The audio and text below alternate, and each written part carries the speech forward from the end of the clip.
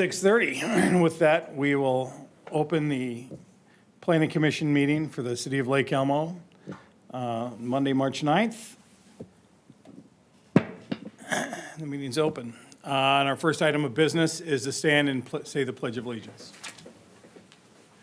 I pledge allegiance to the flag of the United States of America and to the republic for which it stands, one nation, under God, indivisible, with liberty and justice for all. All right. Next item on the agenda is to approve tonight's agenda. Do I have a motion?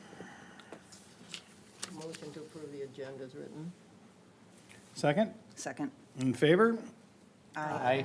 Opposed? None. The agenda has been approved. And with that, I should have jumped in. I would like to welcome our newest member of the Planning Commission. Matt, if you want to just introduce yourself in 2 seconds about who you are. Matthew Rasmussen, I live over in the Northport development. I've been a resident of the region my whole life, grew up right on the border of Maplewood and Oakdale. My day job's with the city of Minneapolis with a water treatment. Awesome, thank you. Welcome. All right, next item is to approve the minutes from February 9th of 2026. Motion to approve the minutes of February 9th, 2026. Need a second? Second. All in favor? Aye. All right, the minutes are approved from our last meeting. And that moves us into item number 4, which is the public hearing for the preliminary plat and open PUD. And then staff, Sophia, you're going to start us out? Yep. Speaker.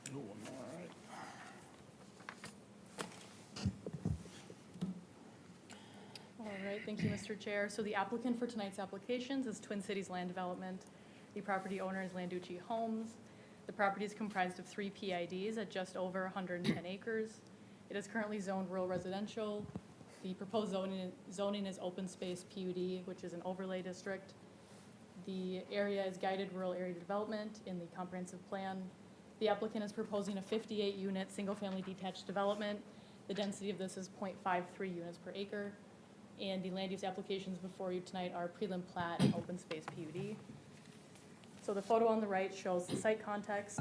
To the north, there's Highway 36 and Sanctuary. To the south, there's 50th Street, Tana Ridge, and Fields of St. Croix. And then to the east is Carriage Station and Stillwater Area High School.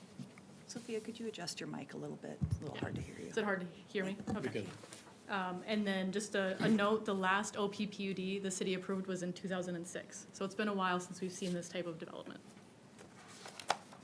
So looking at the zoning and future land use maps, again, zoning is rural residential and future land use is rural area development. OPPUD is a type of use allowed within rural area development. So this slide shows the site plan. Again, it's 58 units.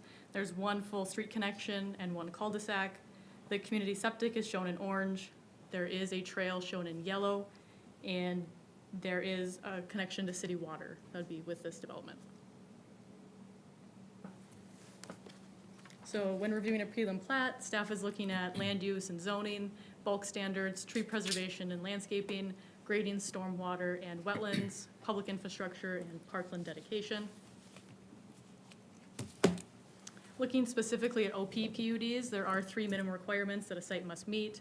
This proposal does meet those 3, which are related to zoning, must be a minimum of 20 acres and under common ownership. And staff finds the PUD objective is met. Again, OPPUDs are to provide flexibility in rural areas while maintaining rural and open space character. So looking at performance standards, the proposal meets the density requirements.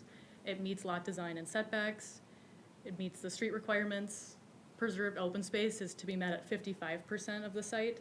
The city code requires a minimum of 50, so it's about 5% over. Septic design requirement to be met, so as the project moves into final plat, those plans will be finalized. They are requesting a deviation for a building standard, which is garage facade. City code requires a maximum of 40% garage facade. They're requesting up to 60%.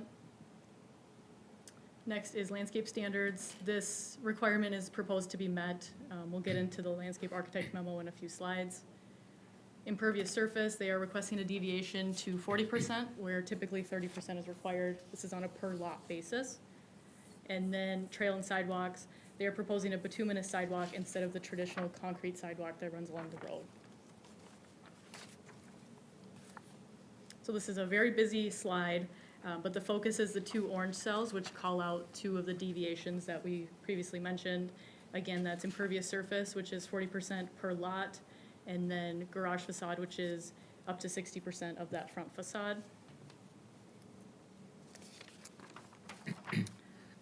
Looking at the PUD flexibilities, staff has reviewed the 3 flexibilities with this request. The first is architectural standards. The applicant has requested this to meet the resident expectations of interior storage and functionality. Staff finds this request to be reasonable. That would be about a 3-car garage. The next item is concrete versus bituminous sidewalk. So the applicant is requesting this for a contiguous trail system, proposing the HOA maintain the trail and sidewalk. Staff finds this request reasonable. The last is the 30 versus 40% impervious surface. Due to the unique lot shapes and the amenities that the residents expect, that is the reason for this request by the applicant. If all the lots were to be built out at 40% impervious surface, the whole site area of the 110 acres is going to be about 19%. Just to put that into perspective, staff finds this request reasonable. All other items meet or will meet city codes. These are the 3 deviations that they're requesting. This project went to the Parks Commission with the prior developer in 2024. As you're aware, increased development causes increased demand on the parks and trail system. So there is an adjacent park, Hidden Meadows, which is in the Sanctuary neighborhood in the northwest corner. And then there are 3 possible trail connections with this development. One is to that public city park, Hidden Meadows. And I think it's actually called Hidden Knoll now that I'm thinking about it. But the park in Sanctuary, then a connection on 50th Street, and connection to Tamarack Farms neighborhood. So those are shown in those 3 black boxes. One's in the northwest, one's in the center on the east side, and then the southernmost large rectangle. Parks Commission recommended cash in lieu with up to 25% trail credit, again, in that meeting from 2024. So this is a very wordy slide. I'm not gonna go read this verbatim, but other items to cover are landscaping and tree preservation. So in the landscape architect memo, she notes some discrepancies with the tree count that would need to be revised, and then considerations for grading along the northernmost property line to try to salvage some of those existing trees and scrub that provide screening. Looking at wetlands, there are 13 wetlands on site. The developer is proposing to eliminate 2 of the smallest wetlands. Wetland buffer averaging is proposed, and staff is recommending that signage be put up around the wetlands to help with enforcement and mitigate encroachments into wetlands. Looking at traffic access and parking, so 50th Street is a collector and designed to carry a large capacity of traffic. Turn lanes will be required as part of this development. There would be a pedestrian crossing to build out that trail connection on 50th Street. That design is yet to be determined, subject to review by the city engineer. And it's looking like the off-street parking requirements will be met, and driveways will need to meet city code requirements as they move into final plat. And then just a note, parking would be on one side of the street with this current street design. They are proposing stormwater reuse, communal irrigation system with a backup to city municipal water. That is a city standard. And then those plans would be needed with future submittals. This proposal was sent out for agency review, and we have added conditions where applicable. So the fire chief provided comments on emergency access, signage, hydrants, addressing, and street naming. The watershed indicated that a permit would be required. The landscape architect memo does have revisions and modifications that they are needing to see before that can be accepted. And the city engineer has also requested modifications and revisions to the plan set before that can be approved. Staff is recommending 5 findings of fact. These are pretty standard findings. First is that it's consistent with the comp plan. Second is that it's consistent with the subdivision regulations. Third is that it's consistent with the zoning code, except where the flexibilities are provided. Fourth is design standards. And fifth is that it meets the OP minimum requirements that we talked about in one of the earlier slides. And staff is recommending 14 conditions of approval. The first section would be related to those memos. They need to meet those requirements. Then standard agreements, fees, permits, and future reviews.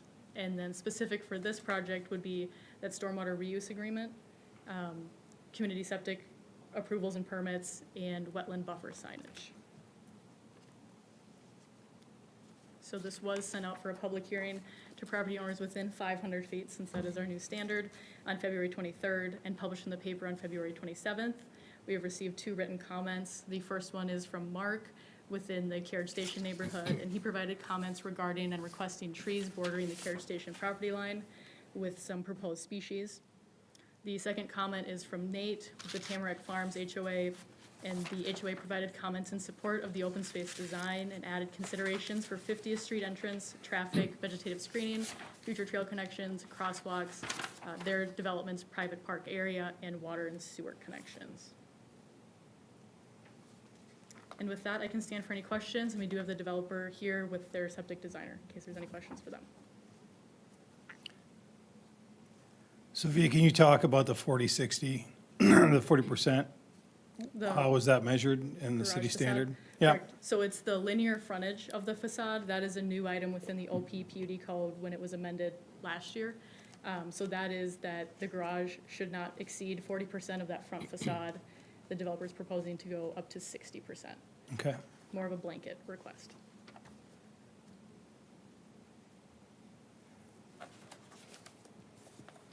Any other questions I for do. Sophia? I want to go into a couple of the memos that we received.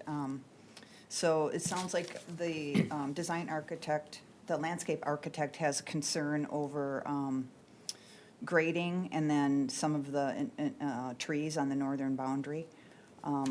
I guess without walking the site and getting in there, and at this time of the year, a little difficult, but has somebody reviewed and counted how many trees are in there and what needs to be saved, or is that too early in the process? So they're required to submit a landscape and tree preservation plan with the application, and that's what the landscape architect is reviewing.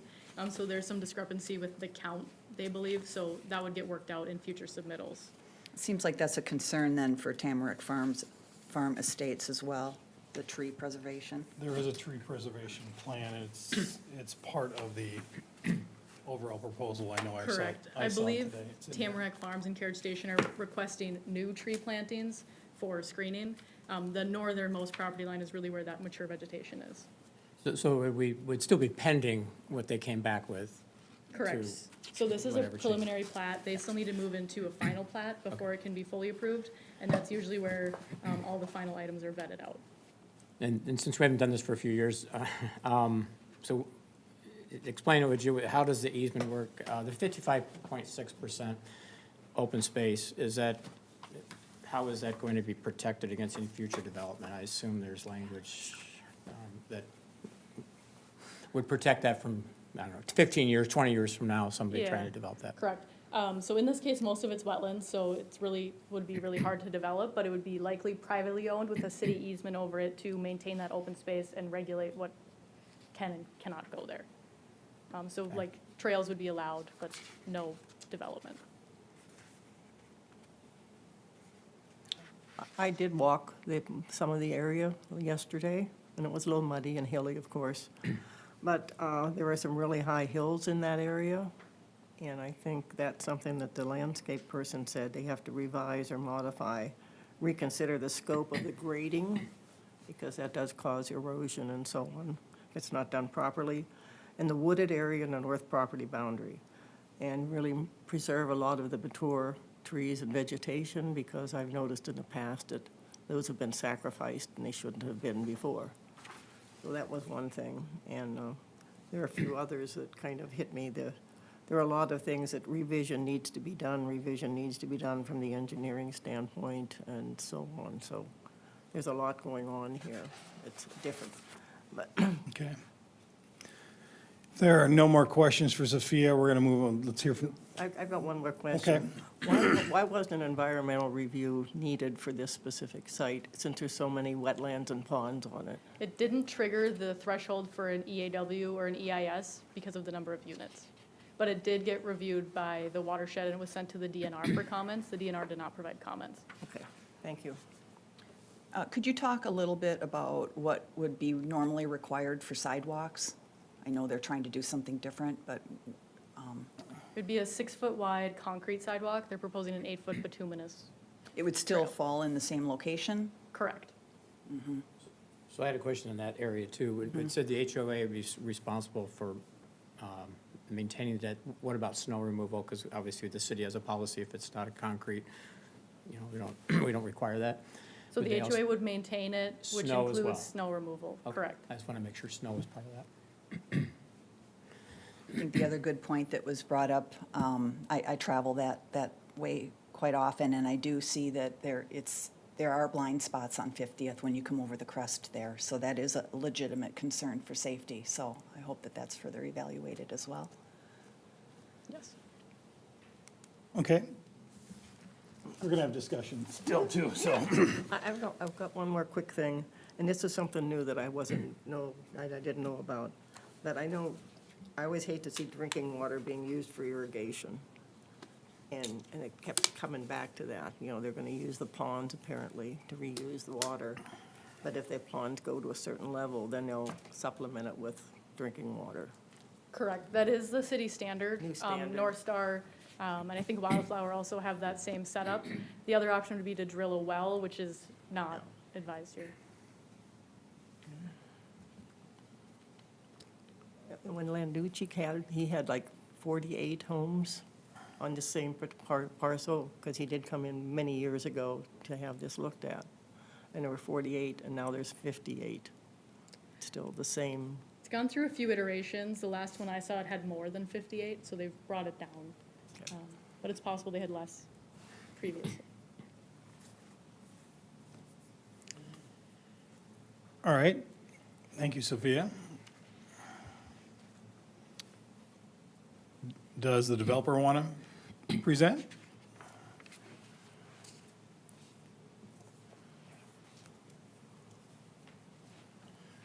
Excuse me, Chair, Planning Commission, Ben Schmidt, Twin Cities Land Development.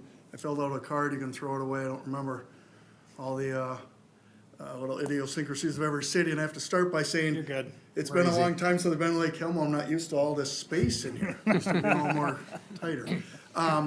Anyway, just a couple of things, I think staff did a nice job of laying out what our project is, how it fits and doesn't fit within the requirements of the open space development. I just wanted to touch on a few things and why we did it. And, you know, when this came through, the concept plan came through, it's probably 18 months ago now, under Landucci. It was very similar to what you see here. I think they did have 59 or 60 lots at that time. But one of the things that concept plan had is it was encroaching on the 100-foot setback to the boundaries. So one of the requirements of the OPD is a 100-foot setback from all your kind of exterior boundaries. We worked hard to get away from that. One of the things that that was important to me is, if we're gonna require flexibility, let's just have that flexibility be within our own boundaries and not affect other people. So we are outside of all those 100-foot setbacks. One of the things that came up in one of the letters that was submitted talked about the trail that we've got on our far easterly boundary with Tamarack Farm Estates. And I will tell you, I'd love to not have that trail there. I'd love to see that trail be part of our trail network that is along the road and then goes up and connects. We put that trail there because it is shown a trail connection to Tamarack Farm Estates. If they don't want a connection, I don't need a connection, I'd love to move that trail. So for what it's worth, if that is an issue for people, we'd love to see it not be there. If it's there, no problem, that's what we've got shown. Relative to the 3 points of flexibility, we are asking for the bituminous trail versus the concrete sidewalk, because I really see this as, you know, we've got a lot of trail, we've got a lot of connectivity, and in my mind, sidewalks, at least for me, I feel like I don't ride my bike on a sidewalk, and I like the kids on the trail. Where I live, we don't have a good trail off the road, and so I just think that an 8-foot trail welcomes people to ride their bikes on it versus just walking. That's why we ask for that flexibility. It's not for any other reason than that. And yes, our HOA recognizes that we'll then have to plow the snow on that trail, and that's fine. The other one is relative to the facade. The way that your ordinance reads, it is straight linear 60 versus 40. And with a lot of the new style of houses, they kind of got a house that goes over the top of the garage. So this garage doesn't feel like it did maybe some years ago where it stuck way out and really felt like just garage. But we certainly see in lots of this size that people want a oversized 3-car garage or even a 4-car garage. And again, from my perspective as the land developer and seller of the lots, I like the people who have a big enough garage so they keep their stuff in the garage and not have it out in the yard or in the driveway. And so that's why we're looking for that flexibility. We did submit to the city some of the house plans showing that if you counted it on a kind of front facade square footage, we'd more than meet it. But when you just count lineal footage, we don't. But I think if you see the plans that we've submitted,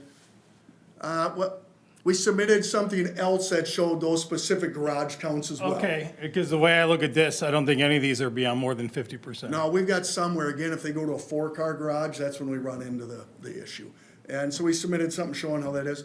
And then third point is the 40% impervious. As Sophia said, I mean, we certainly would never imagine a majority of the lots needing 40% impervious, but we've got some that are probably going to. And so we want to provide that so people can have the swimming pool or have the deck that they want and would expect in a development of this type. But overall, not only if you count all the open space, we'll be at 19% or less. But even if you counted all the lots together, I can't imagine our average would be much more than 30%. It's just on an individual lot basis. I would anticipate there's going to be some lots that need to exceed that 30%. That's why we're requesting that.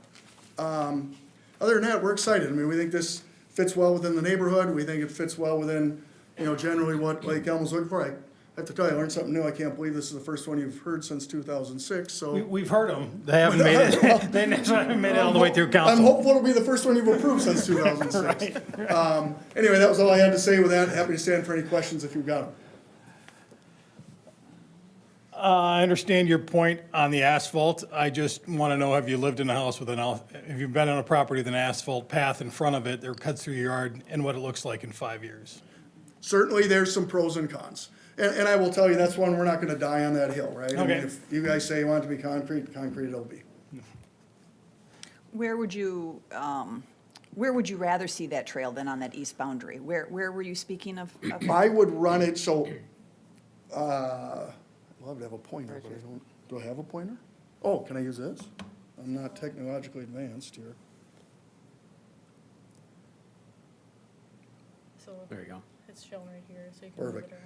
I would love to see it just run, if we were gonna do a bituminous trail, to have it run up this road, we're gonna have a bituminous trail on that road already, and then have it connect here, Or a still conc- run down the road, but Or a connect there. concrete sidewalk. Or concrete sidewalk, yes, of course. I just see the two of them being a little redundant, and again, the reason we put it there was for the connection to Tamarack Farm Estates. If that isn't desired, I'd love to eliminate it, but again, not a hill we're gonna die on. Excellent. Do you know what lots would require the impervious? Don't know exactly, I mean, it would depend on who wants a pool or whatever it might be, right? It just, certainly there's some that are smaller than others. Yeah, I think my concern is to blanket and say everybody can be 40%. Yeah. I would rather, my thought is to dive down and go, you identify the lots that you want this variance on, and we can apply that and put that in there. And we were certainly, that was something we talked about staff, we're certainly open to that idea. I think one of the challenges for staff is trying to administer that. And so we're open to that, identifying the ones that can exceed it. And we haven't done that currently, but Right. we'd be Well, open to that idea as well. our staff and your staff when they're selling the property, so that they don't. Understood. Would the HOA be open, excuse me, would the HOA be open to having a gravel trail versus paved? Have you spoken to them about that? Because that would eliminate some of the impervious, and I think it would be a way nicer product, personally. Across the lots, you're saying? Yeah, the trail would just be a gravel trail with wildflowers on each side, running along the back, and So if you're speaking of the yellow trail, I'm certainly open to that idea. I would not want that instead of a concrete sidewalk or a bituminous trail. I wouldn't want that along the road. But in terms of for the yellow trail, I'd be certainly open to Might be that an idea, option. for sure. Mr. Chair, just a reminder that the trail proposed meets the city standards, so if they're proposing gravel, that would be a City standard needs flexibility. to change. I get that. Correct. Gravel is also seen And as length. impervious.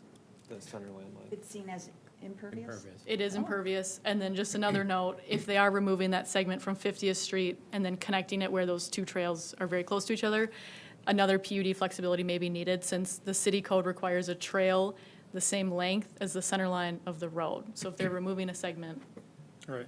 they wouldn't meet. Plus, it would also only increase the amount of impervious surface in a good number of those lots, because you go from a 6-foot sidewalk to an 8-foot sidewalk. It would also, just looking at this map, start to impact the parking spaces available, because you're taking away 2 feet of the parking spaces available for each lot, so you may have to look at house setbacks. Right. Yeah, I'm not, valid point, we think we've got plenty of depth there, but again, gave you our reasons for why we think it made sense, and not one that we're gonna die on for sure.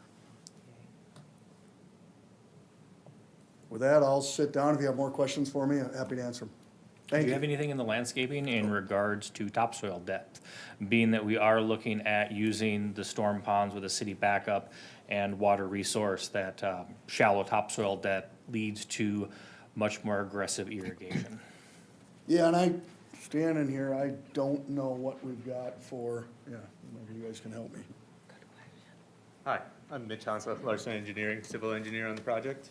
I am not the landscape architect, but on this site specifically, since we're doing so much mass grading, there's gonna be, we're gonna have to strip a lot of topsoil. Currently, typically what we put down is 6 inches, but if it was a concern, we would have the ability to put down more just due to the amount of topsoil that we brought up and the variation and thickness of topsoil throughout the site, because we have parts of the site that have 6 inches of topsoil and then parts of the site that have 2 feet of topsoil. And when you're mass grading, you typically don't ever put back 2 feet of topsoil. So there should be an abundance of topsoil on the site.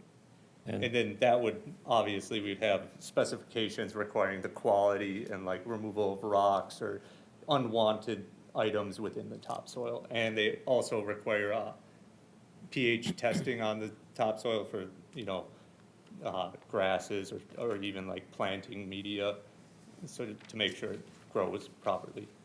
Yeah, would there be any change in HOA rules regarding flexibility for low water use lawns? Because I know a lot of the HOAs basically state it is a turf lawn, and while the state recognizes B lawns or other low water impact lawns, many HOAs do not recognize that as an acceptable alternative. Yeah, I gotta tell you, it's a thorny issue for me. I'm on board with all of it. I hate how much we water, and the comment earlier about, stormwater reuse, and then we connect to city water. I'd love to say we're not doing that, right? But then the residents all call me, and then they ultimately call you and complain. So we're certainly open to that idea. And I think we've got our HOA docs being drafted. Certainly something I'd be open to including, that we've got can have some alternatives that would be allowed, because we've got to do something different in how we use water. I couldn't agree more. And the alternatives on the grass and so on, we are working with the University of Minnesota on different new types of grass Yeah, and so so on I- that are more tolerant. Certainly open to that as part of our HOA docs and our architectural requirements. So, then one of my favorite questions is, before we get into the public meeting, is, have you talked to the neighbors? We did not have a neighborhood meeting, did we? No, we did not have a neighborhood meeting. Sometimes when I'm here, I wish we would have, but. I generally err on the side of having more neighborhood meetings than I get it. not. And sometimes we don't do as good a job. Sure. No, all right. All right. And this is not as controversial as the previous plan that had come through. And I think that's You part weren't of why looking- we thought that, You're not looking for a lot of variances. right, that's why maybe we didn't place maybe as much as importance on it. But Okay, thank you. I'll sit down, thank you. Thanks. Any other questions? And before we move into the public hearing?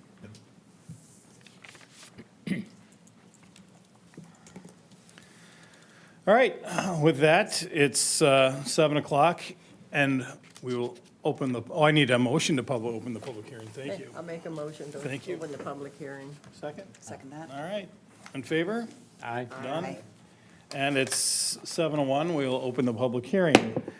I've got 3 names in front of me. And when I call you up, ask that you present your name and your address, and we will give you 6 minutes to speak, because I'm generous. That's probably longer than we have in the past, but 6 seems right, and when we get down to a minute, I'll just let you know you got a minute left. But know that it's your time to talk to us, tell us what you think, but we're not here to answer your questions. So it's not a two-way conversation. And if there's anyone else I've got 3 right now, all we do is ask that you fill out the sheet in the back and hand that to Sophia, and she'll run it up here for us. So first person I have is Nathan Campbell.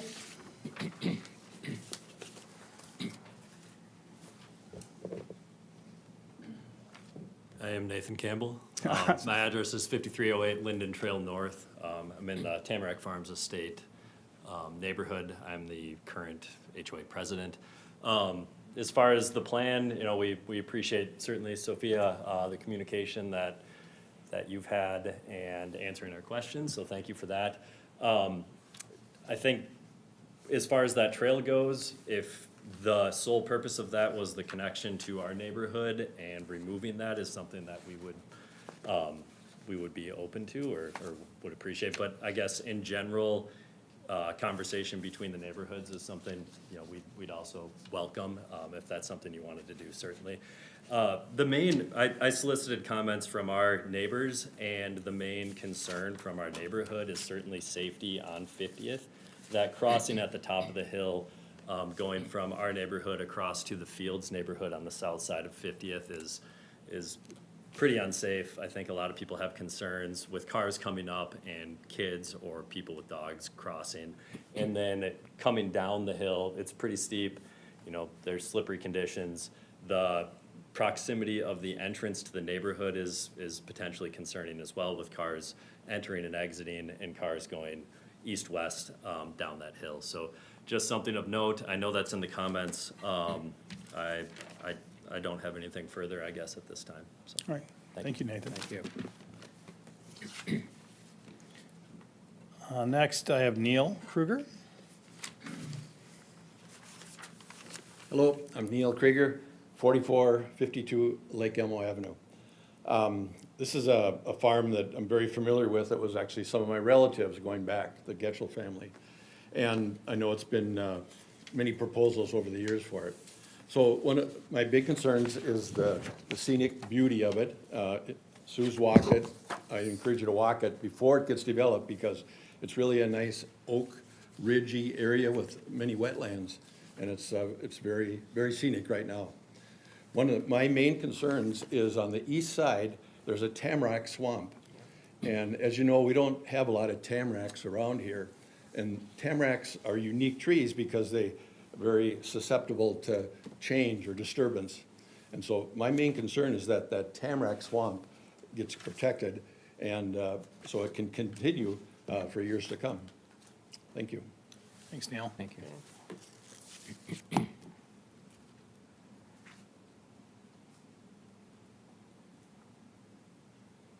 And last up, Ben Schmidt.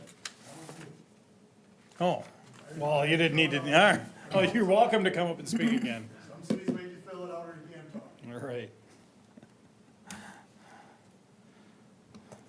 Do you guys All right. want to read the 2 into the record? Yep. Yes, let's do that, please.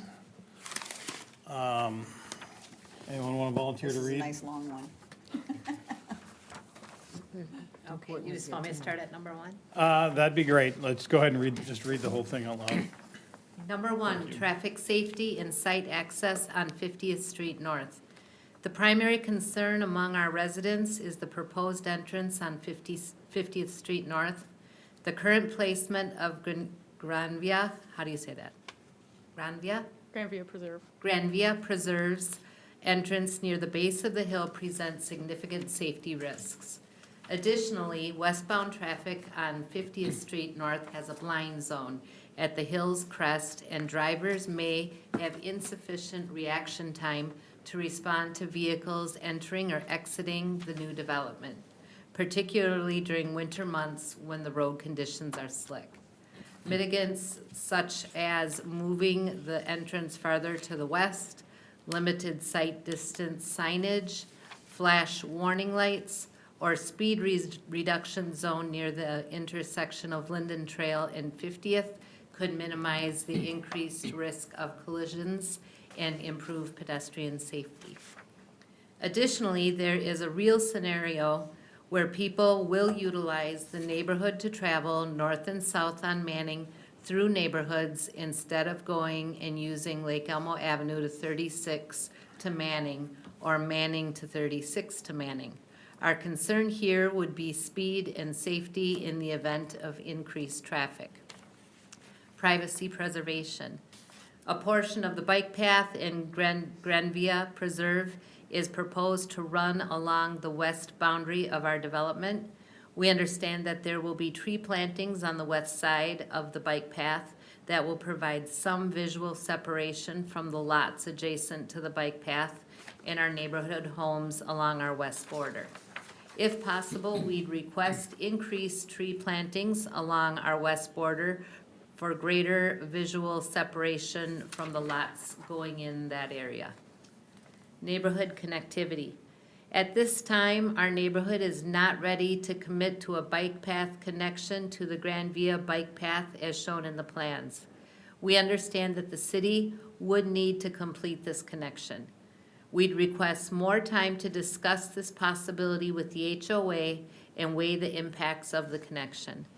Please keep our development informed, if possible, to the planning process regarding the connection. Regarding the path connections along 50th, we'd strongly encourage the city to consider completion of the existing trail gap at the bottom of the hill and the installation of 2 designated crosswalks, one at the top of the hill and one at the bottom, to protect pedestrians from the increased vehicle volume when crossing. From experience, the crossing at the top of the hill is blind and requires pedestrians to cross 50th based mainly on the sound of oncoming traffic. At times, cars are traveling well over the speed limit, and even when traveling at the speed limit, crossing 50th into and out of Fields neighborhood at the top of the hill or into Tanner Ridge at the bottom of the hill is very unsafe. Private amenity impact and maintenance. The Tamarack Farms Estate Oval is a private green space owned and maintained solely by our HOA. Based on our review of the plan's proposed development appears to lack its own central park or open space and rather create a connection to St. Croix Sanctuary Park. While the established connection to St. Croix Sanctuary Park seems very logical, it is highly likely that the new residents will use the TFHA private property for broader green space. Should a direct connection be forced, we'd have concerns that the maintenance and upkeep due to increased use would prefer involvement in that decision if possible. Utilities and long-term planning. As the city evaluates infrastructure for this new site, we ask consideration for the following. Sewer. We understand that the development will not be on city sewer. However, they are leaving space along the water lines to connect to city sewer in the future. If that plan comes to fruition, we'd welcome the discussion to connect our neighborhood to city sewer as well, utilizing the same contractors and same timeline as the Granvia development and could reduce the financial burden on the residents. Second, water. Given the planned connection to the city water for the new development, will there be future plans to require our households to join city water? In conclusion, we appreciate the opportunity to provide this input. Our goal is to ensure that this new development integrates into the existing landscape without compromising safety. We are grateful that the development is planned as an open space planned unit development that will preserve wetlands, wildlife corridors, and habitat similar to our neighborhood. We look forward to discussing these points further at the upcoming hearing on the 9th. Thank you. Would any volunteers to read the other email? There you go. Thanks. Okay. Sophia, thank you for your time yesterday. Pleasure to meet you, discuss the preserve plans. My input is as follow. Request, trees along Carriage Station property line which borders Grand Via Preserve. Some of this border is near a wetland swamp area. Trees for consideration in this area include evergreens, black spruce, white spruce, and balsam fir, deciduous tamarack, speckled alder, black cherry, downy serviceberry, ironwood, swamp white oak, and black widow, oh my goodness. Anyhow, thank you for the opportunity to provide input at this preliminary stage. With gratitude, Mark Sitze and Connie Osbeck, Carriage Station homeowners. All right. Are there any other public comments? I didn't fill out a form. Step up. I know who you are. Yeah. But you still introduce yourself and tell Just me where you quickly, I live. mean, I don't have much complaints with it. Who I are have you? the 10 acres, Danny Hecker. I have the 10 acres there at, on Lake Elmo Ave, or off 50th. Just to clarify, Danny's got this property that's surrounded by this development. Yeah. Okay, thank you. So I think I think the development, it looks good. We've seen other iterations of this, and I have very little complaints, but just would love to see some consideration, landscape consideration on our side, especially those 2 points there where on the back, on the north side, where the road comes closest to our land, and then where it dips down on the west side. So that's all I've got. Thank you, Danny.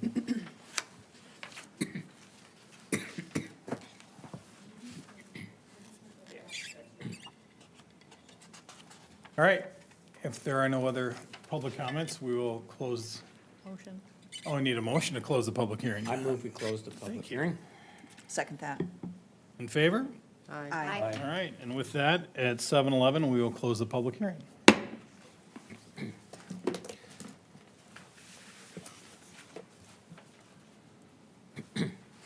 Next, we need a motion to discuss.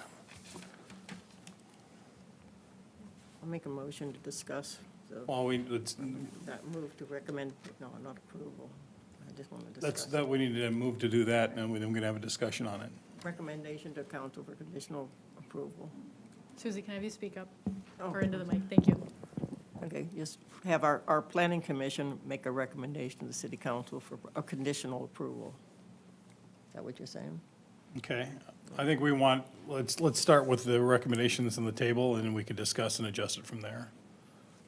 So, Move to recommend approval of a preliminary plat and PUD requested by Twin Cities Land Development on the subject property based on the findings of fact and the recommended conditions of approval listed in the staff report. Okay. do we have a second? I'll second. Second. All right, discussion.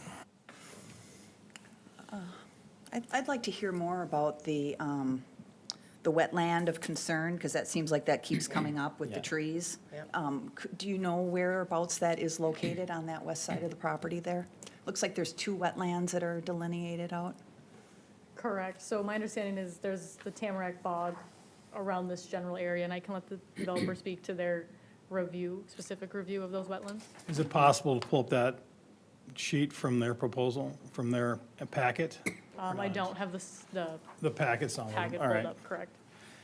It's there, and every tree's there's a great tree survey, but my eyes aren't reading that tonight. Yeah, I couldn't Even my glasses see it. That's a zoom inner. Jeez. Ben, do you want to come up? Can you talk about the wetlands and the preservation that's surrounding that? I think that's going to be an ongoing concern. Yeah, yeah. And I would say not just the trees, but the grading that. The that was grubbing, all pointed of out it, that, and the grading. Yeah. Yeah, certainly in general, I mean, again, as was discussed earlier, we've got 2 little wetlands that we've got to clean out of there, but beyond that, all the other wetlands are, no touch, right? We're not touching them, we're not grading into them, we're staying away from them. There'll be wetland buffers that are maintained from those. I know on this, kind of our southeasterly, I'm gonna do this again, here we go. Down in here, which is where I think we're talking about, I know we've got a retaining wall along part of this in order to make sure that we stay back from that wetland. So we certainly don't anticipate any impacts to those wetlands. I mean, we just don't.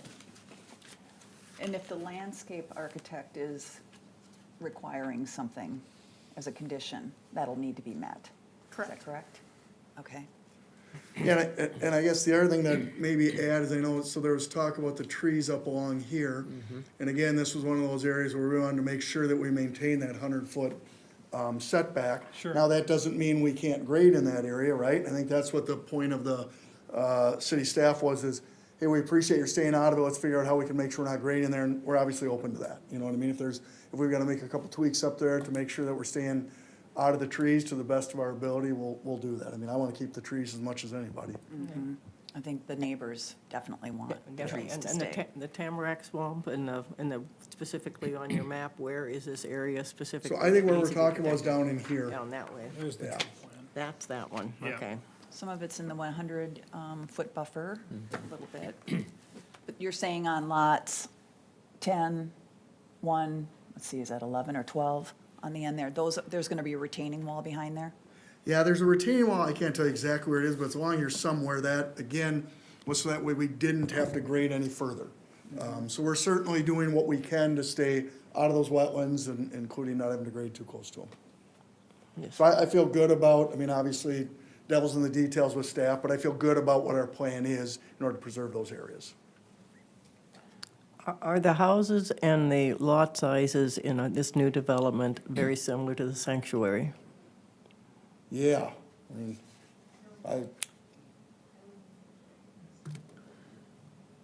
go ahead. Sanctuary is also an open space PUD. Sanctuary has more units. I think it's on about 118 acres. Lot size, they might be slightly larger. Thank you. We're certainly in keeping with the spirit of what the neighborhoods are around us. Sure. I feel very comfortable in saying that. Now, several people, and some of the documents we had, I had a question on the community septic systems. You know, how are there issues with that? Or there have been some issues with some of the different ones that have been either been done improperly, or they didn't have the right percolation and the right soils. So you've So- already done this So soils. So certainly there, community septics have been around for a long time. There've been ones that haven't gone well and others that have. At the end of the day, I can't say much other than we've hired the right guy to put the plan together, and ultimately, you know, what you've got in front of you says there's gonna be a community septic there. We've done enough of the background work to know that it can work. There's still things that we have to do and permits that we have to get in Yep. order to make sure it's gonna work, right? And that killed the last open PUD that came through. It was Correct. their septic couldn't, when they did the borings and the analysis, they couldn't put a septic in. And So that's still to come, right? Again, we've done all the kind of Yep. pre-work, but you're right, until we're done with it and it's blessed and we've got the permit, You don't want to commit all those funds before you know you're going to go down that path. 100%. Right, right. Without having to use a magnifying glass. And then the lots that are backing up to the community system there, will there be additional trees or buffers for them so they're In not here? looking out? Yes. Yeah, so actually, I mean, what I think we'll probably end up doing is there'll be a little fence along there, you know, kind of a pretty split rail fence, and then some landscaping as part of it, for two reasons. One, we don't want people to annex that area into their yard and start things as part of their yard, and two, yes, to be a buffer. And I've got a quick question. With the sanctuary, they really worked with the land. It didn't look like they did a tremendous amount of grading. And yet you mentioned about having to do significant grading.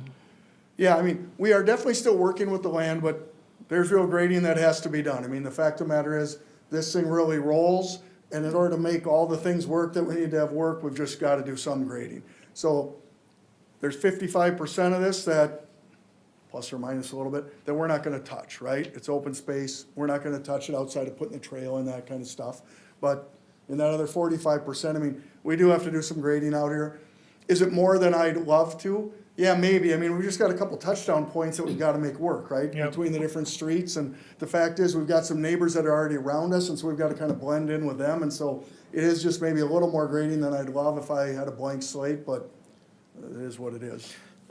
Sophia, what do you see the intersection at 50th looking like with turn lanes? And how does that impact the access to the Hecker property? So I just see if they put in a turn lane and it's gonna be double yellow stripe there, that coming off of 50th, if I'm heading eastbound, I can't legally take a left into the Hecker's property.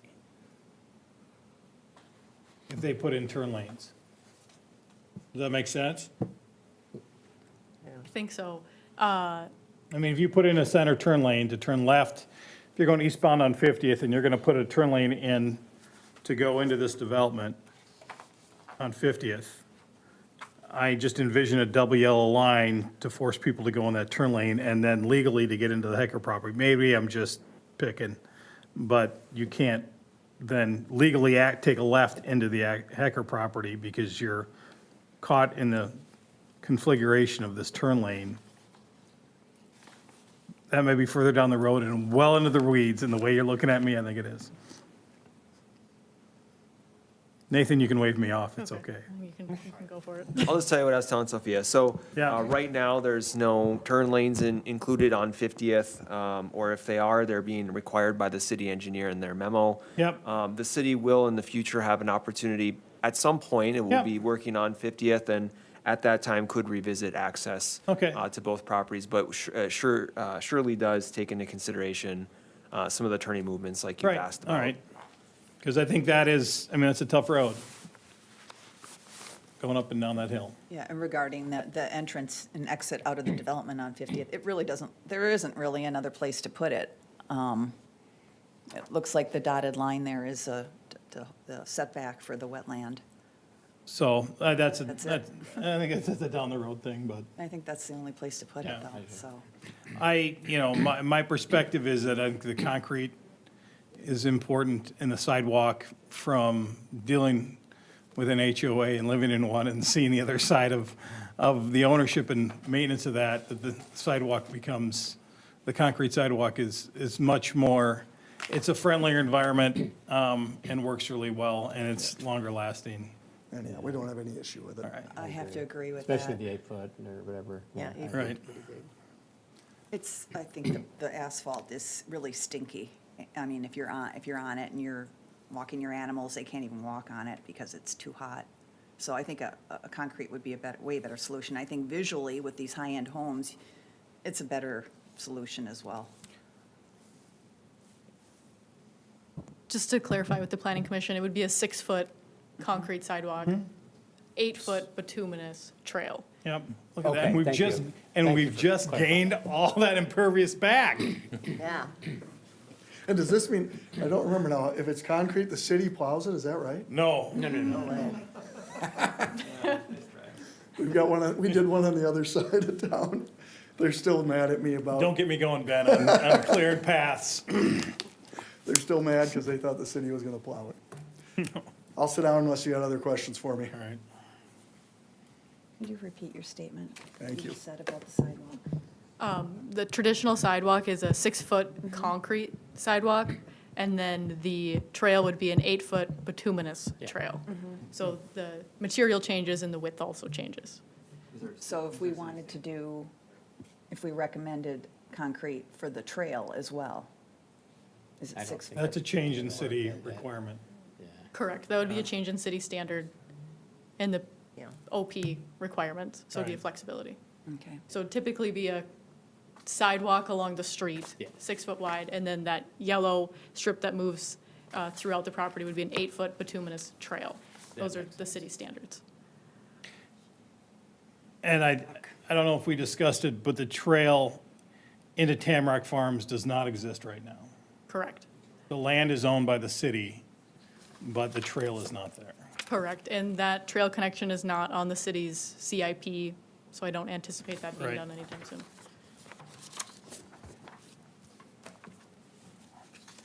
I played the new guy card. Looks like we have 3 connections going into this development, correct? That is what the city is, or they're proposing, correct? Is there a reason why the 50th Street connection seems to pose a lot of concerns, one for constructability, traffic, and just generally the neighborhood? Do we need the 3 connections? So the 50th Street connection, the city's looking to build a long-term trail corridor in that area. Right now, I'll get back up there, 1 second.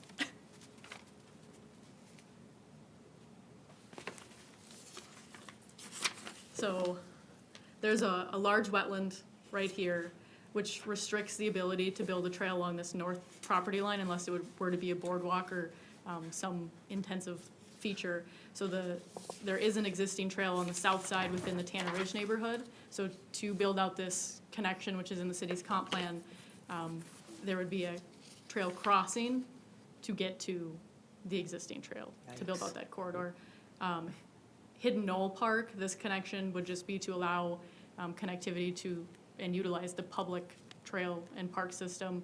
And then this one, again, is not built yet, but it allows for a connection in the future. Well, this would be the street connection, not the Yeah, trail that's what- Your connection. street, Oh. the street connection, if I'm wrong, up in the northwest corner does not go any, that's a Okay. stub. So there is no development on the west side of this right now. Okay. So that's just potential All right, tie-in. those are the potential connections, so the only actual street connection is the 50th. From the south and then There is from a the north. connection in Linden. The city requires two. You just don't have it in your neighborhood because they took it out. The county took it out, not the city. So there would be a street connection in Sanctuary. Linden is stubbed right here. So there would be a street connection where the laser pointer is, and then Yeah. a street connection down here. This is gonna be a cul-de-sac unless Okay, there's so- future Yeah. development. Oh, cul-de-sac, okay. All right, thank you, that clarifies Sorry it. for the confusion.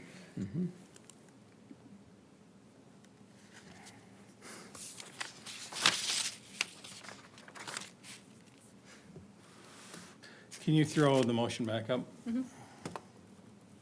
Thank you, Sophia. Do we want to recommend an amendment, a change to this motion? Well, I think my misunderstanding on the way the sidewalk works. Otherwise, I'd like to see that trail be something different.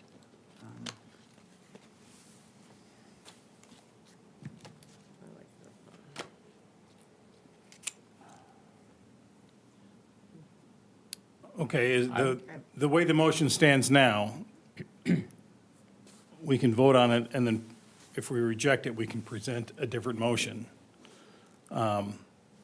Or we can approve it as it is. But if we want to add conditions to it, we need to vote on the way it stands, reject it. Even for a preliminary? I mean, yeah. So, right now, we have a second. I would say if we reject it, I want to make sure we have fact and findings to come back with an alternate proposal for the city. So if we approve it, next step, it goes on to the city based on our recommendation, whether we approve it or deny it. But it's important that we provide facts and findings to give to staff and to the city to make their recommendation. And the reason we wouldn't, it would be because of the sidewalk? I think Or trails, I should that's say. one of the conditions. There's three. There's 3 PUD flexibility, so that's not related to the findings or the conditions. Okay. So you guys can vote on this motion. You can make a new motion that would include language that changes that one PUD flexibility. And then your findings on why you would change Okay. that. The conditions would likely maintain the same since they're not related to that sidewalk. Right, business trails and a concrete sidewalk to establish. Those must be equal. Think about this a minute. Just So- doesn't seem like there's much to change there. My recommendation then would be that we change the 3 conditions. My request would be is that we require that the asphalt sidewalk be a concrete sidewalk, and that the variances for impervious on the plots be identified So I would per parcel. I would vote on this motion that you already Yep.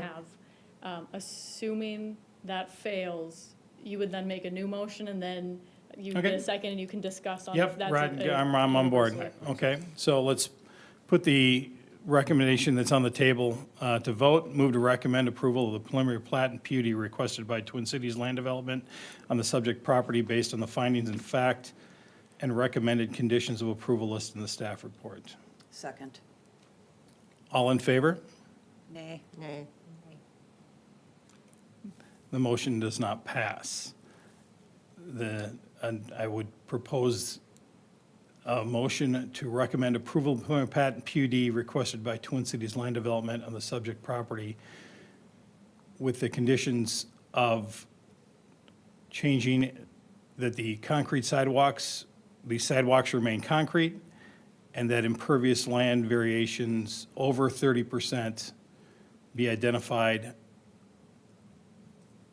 on each individual house parcel. Would you consider adding to that protection for the swamp area, the Tamarack swamp area? I'm in favor of that, and I think that's in favor, but I think they've already. Yeah, that's coming. Already done. That's already done, Okay. yes. So then that motion doesn't include any findings or conditions. So if you wanted to just tack on that sentence Yep, that I have to that motion, that would bundle it up with your two changes and include findings and include conditions. all right, You want to say that one more time? that'd be great, Just for the minutes? right. Oh, you want me to say it again? I tell ya. Go ahead. Oh, pressure. Move to recommend approval of preliminary plat and PUD requested by Twin Cities Land Development on the subject property based on the findings of fact and the requirement that they meet the current sidewalk requirement with a concrete sidewalk in lieu of the asphalt path as proposed, and that the identified individual house parcels which need an impervious variance are called out. And recommended conditions of approval listed within the staff report. Second that. Can you repeat that? No. That's why it's recorded. All right, all in favor? Did we have a second? Sorry. Yes, we Wait a did. second. Multiples. All in favor? Aye. Aye. Any opposed? The amended recommendation passes. All right, this will be going to City Council April 7th. All right. Thank you. Good thing that you didn't die. Thanks, on the hill. everybody. Yeah, thanks. All right. Let me find my agenda. All right. We'll give everybody a few minutes. Don't want to hang around for the exciting next steps. Thank you. Yeah. Yeah, I couldn't see it. Here, you want to see, there's 3 pages of that. I didn't, Yeah, it was. that's why I didn't get it. It was 100 pages or something, so, holy cow. Yeah, I was trying to look at some of it today. Thanks, Mitch. For sure. All right, moving on to number 5, new and finished business. Sustainability update. Okay, hello. I'm in front of you tonight to give a brief presentation or refresher on the Green Step Cities and Gold Leaf programs, as well as a few sustainability updates. So no motions, nothing difficult, just giving you some updates on the sustainability progress that we've made over the last year. As you guys know, continuing working on the Green Steps Gold Leaf programs are a part of the Planning Commission's annual work plan. Last week, Green Steps Gold Leaf Director Kristin Moroz presented the city with a gold leaf plaque for our participation in the program in 2025. So first, a little update on Green Steps or refresher. This is a voluntary challenge, assistance and recognition program put on by the MPCA for cities reporting on sustainability and quality life goals. So high level, it's a continuous improvement program based on dozens of best practices.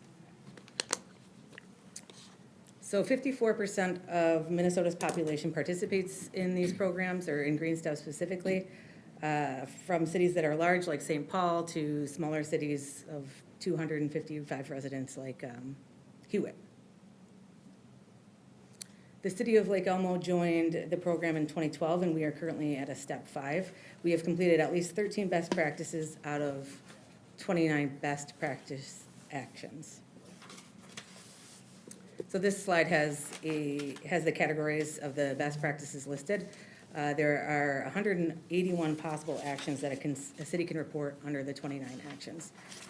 Once again, we're at a step 5. To maintain the step 5 status, the city needs to continue measuring and tracking sustainability metrics. So that's part of the work that we do as part of the Planning Commission's work plan. So that's a short and sweet description of the Green Steps program, but I'll move on to Gold Leaf. How I see this is that after we make it through the Green Steps Cities program, MPCA wants to continue to engage cities to encourage cities to continue sustainability goals by working towards these Gold Leaf actions. So the Gold Leaf Challenge uses the Green Step program as a guide to providing resources. I kind of view it as a sister program to the Green Steps program. So Gold Leaf is focused on taking new actions that address climate change, while Green Step recognizes past and current actions broadly across sustainability.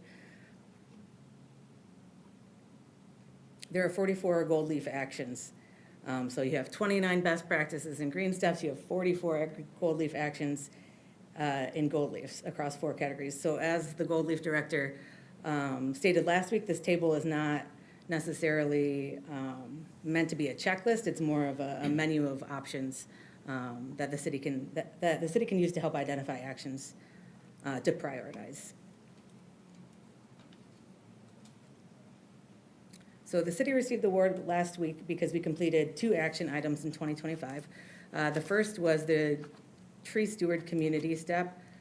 This is collaborating with the Washington County Conservation District on a tree stewards program to coordinate volunteers to attend tree stewards opportunities like tree pruning and educational outreach.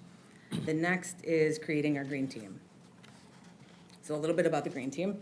This is a group of city staff that meet quarterly to identify and document new and ongoing efforts. We coordinate across departments. So there's folks from planning, finance, public works, admin, and fire. Newly fire, so not yet, but he'll be joining us next time.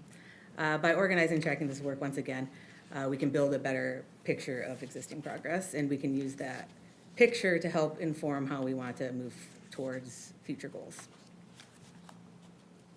So this is that menu again. The green circles are the combined green team. Tree steward are the leaves that we've already accomplished. The red circles is the work that we're trying to do in 2026. And some of these goals take longer than a year to achieve, so we've already been working on them. In your packet, you can find the Green Team Work Plan that outlines some of the slides that we already went over. This is broken out into Gold Leaf goals, Green Step goals, and then the Green Steps Water Impact Challenge, which we want to join that, but we haven't decided on what our work will be yet. So very excited to have Commissioner Rasmussen as a water person. Maybe you can give us some feedback. So with that, I'll move on to some of our updates from 24-25. First is Fuel Cloud. We implemented this in 24. This tracks fuel inventory for the city fleet. It helps establish baseline metrics for greenhouse gas emissions for the city fleet. Next is low input grass testing. The U of M began researching various low input grass species in Lake Elmo. The goal is to improve conservation by developing drought resistant grass. And we'll have more updates on that in the fall. Next is the East Metro Water Resource Education Program. Tree Stewards is what we accomplished in 25 and 26. We plan on continuing to do that volunteer work with the Tree Stewards. They also have a program called Water Stewards, and we are hoping to gather volunteers and coordinate with the East Metro on that in the fall of 26. Water rebate program, the city of Lake Elmo in partnership with the Met Council offers a rebate program for purchases of eligible water efficient products. We also put out a water brochure and report in 2025. And in that report, we have information on watering restriction, water conservation tips, and the city plans to continue to put out that water brochure in 26. Next is the Washington County Recycling Grant. The city received funding for collaborating with Washington County on recycling efforts in 25. We've been working with them, I think, since 2021. Last year, we purchased and distributed recyclable totes, and with that had information like Going Green guides in them. We pass those out at National Night Out, and we plan to continue to use those at public events moving forward. We also participated in pumpkin composting. The city composted the most pumpkins in Washington County. We applied for funding in 2026. If we receive that funding, we plan on using it to purchase recycling bins at city parks that don't currently have them. We also would like to do a recycling event to be determined, maybe something like a fix-it clinic. Next up, some tree updates. 2025, we are expected to become, or to continue to be a Tree City USA community. We've been a Tree City community for 20 years.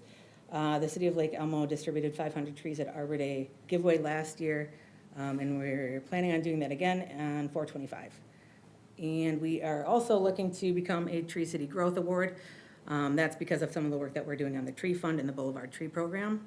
So in 2025, the city established a tree fund, and with that tree fund, we are piloting a Boulevard Tree Program. And that is to put trees in right-of-ways in front of people's houses.